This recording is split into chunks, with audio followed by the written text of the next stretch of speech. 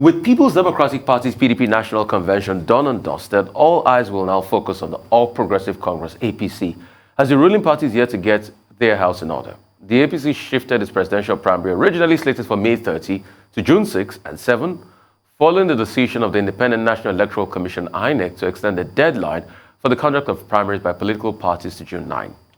Amid confusion over its presidential primary, there are reports making the rounds that the All Progressive Congress, APC, is immersed in a crisis. So joining us now on the show this morning as we discuss the latest development in All Progressive Congress and the postponement of the presidential primary is Hilliard Eta, former National Vice Chairman of South-South of the APC. Welcome to the show.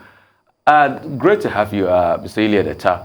We all know that you cannot remove the APC for crisis. Thank you. I mean, we all remember your own crisis in the APC. At some point, the ding-dong, you emerged as the chairman, all of a sudden you were not the chairman any longer, and went through the whole gamut. But now, it is fight season in the APC, fight nights. Considerations coming forth from the governors as regards who would emerge. Then there's that side from the presidency and some other candidates saying they will not want to do a consensus game. Then pockets of violence all over the country. Your primaries for governorship, for instance, in states like Lagos and the likes, it was a fight to finish. I'll give you an instance. Oyo, for instance, Adelabu had to leave the party after I lost to Teslim Folarin in the governorship primaries. And that's a big candidate aspirant in your party. In fact, he was the flag bearer of your party in the last election. So there's violence everywhere for the APC. How will the APC wriggle its way out of all of this? Well, thank you for having me. I have said this an opt-in in several interviews. A political party is a human organization, and in any human organization, you're likely to have frictions and crises. But one of the fundamental pillars of party administration is conflict resolution. I believe that the party at this point is on top of all of the flashpoints that we have in the party. I guess that the present NWC is doing everything that it can to give us a free, fair, and credible presidential primaries. For other sub-national primaries that we have had, I think it is also incumbent on us to make sure that efforts are put in place for reconciliation, that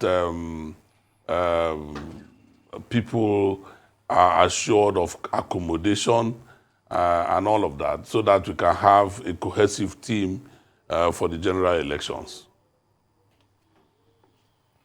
Okay, Mr. Eta, some stories in the papers today. And we will need your help to either confirm or clarify or tell us what the true situation is. One, that the APC will start its screening of the presidential aspirants today. 11 persons today, 12 tomorrow. Is that true? Quite a number of papers have reported that. Second, we're told that there are in total 23 candidates. No, there's still another. There are 23 aspirants. And that the name of former President Goodluck Jonathan is not on that list. And at least two other papers have said that the president knows nothing about this widespread, allegation that President Goodluck Jonathan is likely to emerge as consensus candidate. Is there any discussion about getting a consensus candidate from outside the party in your party? Let me start with the first part of the question, which is whether we're going to have the screening of the presidential aspirants from today. I think my answer is in the affirmative. We have information that has been corroborated and confirmed by the party NWC that the screening will commence from today. and last till tomorrow. When it comes to the issue of whether former President Jonathan is going to become the consensus candidate of our party, I'd like to say that something of this nature had happened in the past where certain hawks within the political system had cajoled General Gowon in those days to come out of retirement into the political scene, assuring him, giving him all manner of assurances. We're all living witnesses to the fact that when General Gowon came into the fray, he was roundly humiliated at the level of his local government area. That should send a clear message to the former president that he has no place in the APC, that those who are cajoling him are doing so for whatever agenda or interest that they have. And we cannot be too sure. You know, this is a season of speculations and gossip. We cannot be too sure that what we read in the social media or sometimes in the mainstream media about his wanting to come into the APC is true, because just a few days ago, where the PDP had its convention, its presidential primaries, the former president took a very privileged position in the program of events. His photograph was prominent in the brochure of the PDP.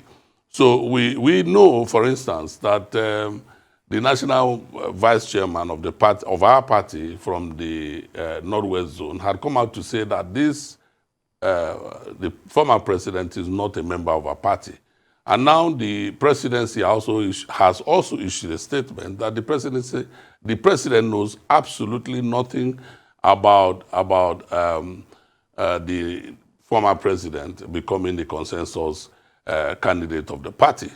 Having said so, let me say that we have 23 aspirants, and I know more than 4 of them who are personal friends of mine who are not interested, and I speak for only about 4 of them who are personal friends of mine, who are not interested in any consensus. And you know the requirements for a consensus candidate. It means that everyone must agree by writing before the process is conclusive. So I do not think that the APC is poised for a consensus arrangement. I am a supporter of one of the foremost, if not the only, aspirant of the party, Asiwaju Bola Tinubu, and he's not interested in any consensus. We've been working around the nation. We've been working 24/7 to see that Asiwaju Bola Tinubu becomes the presidential candidate of the party. And we are not considering any consensus arrangement, even as we speak. Right, he is not the only aspirant. APC has a total of 23, well, to the best of my knowledge. But since you mentioned the National Vice Chairman Northwest, Salihu Mohammed Lukman, I'd like your take on a letter that he wrote to the national chairman, Senator Adamu, in which he was quite critical. He did, give some commendations, but he was quite critical, saying that APC is sort of towing the same path as APC did under Maimala Buni and before him Adams Ashomole, with the decisions of the NWC not being implemented, with President Buhari's name being used as an excuse, hiding behind the president's name, sort of dropping his name to cover certain lapses. And we did see there has been a bit of a row, hasn't there, because of the INEC's decision to enable political parties to postpone their primaries. It was alleged that APC just did not get its act together, had not conducted the screening of the aspirants, wasn't ready for their convention. What is your take on where your party is headed, and how ready are you? Yes, you've had a bit of a respite, but will you be ready to really deliver a decent presidential primary? Let me speak of Comrade Salihu. I may not be completely taken in by by the gentleman, but I love a lot of things about him. One of the things that I love about him is speaking truth to power. And when I was a national vice chairman, I also had, a similar situation where I had to write a formal letter to my boss, then Chief Odige Oyegun, on certain very critical issues affecting the party. I agree with him that we are giving the public a sense that perhaps we can't get things done. And it's not to the amusement of the generality of the membership of the APC. We should get things done. We have had enough time, and nobody should give excuse using the president's name as an excuse. The president is a Democrat, and I believe that he has the best intentions for the party. And so using the president's name for postponements and dilly-dallying is not the best way to go. Just like every other Nigerian, just like every other member of the party, I just wish that the National Working Committee of the party is ready to give us a credible, fair, and transparent, and very transparent primaries, presidential primaries, because this is key to the cohesion, to the virality, to the strength of the party. So I'm just hopeful. I'm just hopeful, and we keep our fingers crossed. I must say this, that the PDP, in the conduct of the convention itself, set a bar. I loved what I saw, because, I mean, we must move away from the kinds of conventions that we have where people drum all over the place, make it look as if it is a rally, to conventions where people are given an opportunity of espousing their ideals, their beliefs, and their philosophies. And I saw a little bit of that. I believe that my party has the capacity, the resources, both material and human, to even do better. And so we can have a convention where people are identified with their antecedents and their plans for the future. I believe that the party can do this, and all of us, the millions of members of the party are ready. We hope that the National Working Committee is ready to deliver to us. We need these primaries. We need it yesterday. Right. Yes, you need the primaries. You need it yesterday. You're saying some people are not willing to step down and all of that. Then it brings me to the next question. Then why the constant talk about Goodluck Jonathan? At first, the name was mentioned for a while, then there was radio silence, and afterwards, the name is coming back again. And a lot of people argue there's no smoke without fire. And all of this is going on, coincides with the court ruling of his eligibility. So what is really going on here? Okay, let me put it this way. There are some smokes without fire. If you come out in the morning, especially in very cold environment, and you have to take a breath, some smoke will come out of your mouth. It does not mean that there is fire in your mouth. So there are some smokes without fire, and I believe that this particular one is a smoke without any fire. That's mist. It's not smoke. The former president, I'm coming, please. The former president of the country, Mr. Goodluck Jonathan, is not a member of our party. And those who are using his name for these speculations and gossips are not members of our party.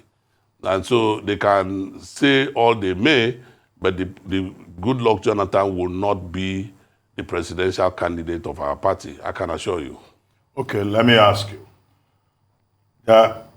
There's this view being expressed that with the extension of the deadline for primaries by INEC, that gives the APC an advantage to spy on what is going on or what has happened in the neighbor's yard, as is now the case. Now, what special advantage do you think the PDP, having concluded its convention and APC coming after, what kind of special advantage do you think that has given your party? And do you think that what makes sense? Dr. Abati, when I was coming on this program, I was told that you were going to be here in Abuja, and I was basically very joyous that I was going to meet you in person.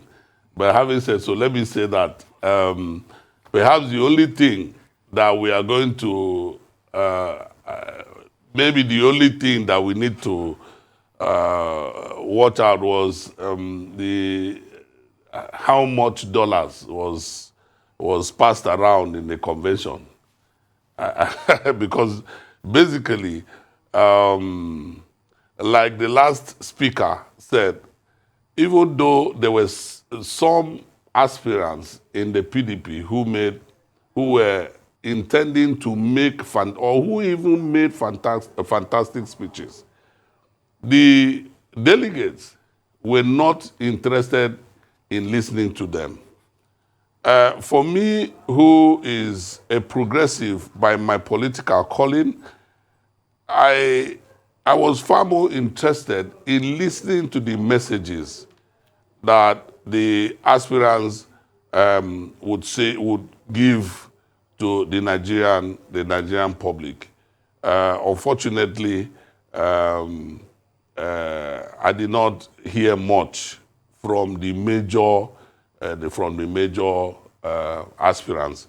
So I can say, like I said earlier, what I saw, what I took away from that convention was the way that it was arranged in terms of the aesthetics and you know, the way it wasn't clustered. Those are the kind of things that we should. But the most important thing in conventions and conferences in political parties is the opportunity that you give to aspirants to lay bare their programs and allow Nigerians to read them and allow Nigerians to interface with them. But if you go to, you know, and conventions and conferences, and it becomes like a circus where people are not allowed to speak on programs, speak on policies, speak on the things that concern the average Nigerian. I think that we need to move away from such kinds of conventions. I believe that the party, my party, the APC, has the opportunity to create that kind of environment where we will listen from the number 1 to the number 23rd of the aspirants, speak to us so that we can actually judge them by the things that they will say on that day, but mostly by comparing the things that they will say on that day with their antecedents, so that we can now predict what may happen in the future. Because you cannot give what you do not have. Good for us in the APC that we have aspirants who have held political positions in the past. So we need for them to come and speak to us. Just a few hours ago, Ahmed Bola Tinubu came out with the overview of his programs. I would have loved that other aspirants follow suit and let us know what they intend to do if Nigerians are gracious enough to give them the presidency of this country. We cannot continue with incidental presidents who do not plan, who do not have a plan before becoming presidents, and begin to build plans when they are in the presidency. You know, if you have ever been in any executive or any party, high party office, you know the kind of pressure that comes to these offices. You cannot plan when you have already been elected into those offices. So one of the areas that we can use to determine whether we should vote for them, whether we should work for them, is when we hear them speak. And when they now tell us exactly what they did in their previous engagements with Nigerians. then we'll now begin to access them properly. Well, Mr. Hilliard I Eta, believe that this convention... Go ahead. If you could just complete that sentence. I was just going to thank you for joining us, but you were going to say something. I believe that this convention will give Nigerians the opportunity to know what Asiwaju Bola Tinubu did in Lagos, so that he can also do what he did in Lagos in the larger Nigeria. For others who are pretenders, Nigerians will also know them. Okay. Because we need a man who has done it before to do it again for us now. Well, we'll wait and we'll see when the APC hosts its convention, June 6 to 8. Thank you very much, Mr. Hilliard Eta, for joining us on the morning show today.